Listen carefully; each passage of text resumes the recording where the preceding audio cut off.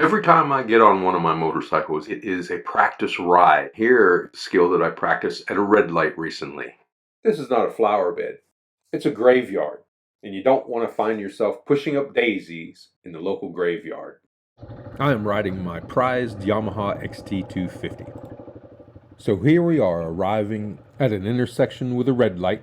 We're looking around like you're supposed to do, and observing all the traffic and waiting for a green light.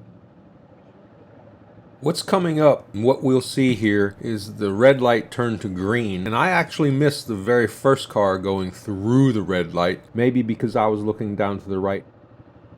I only caught a glimpse of the first car, but it's the second car that concerns me. Listen to the brake chirp.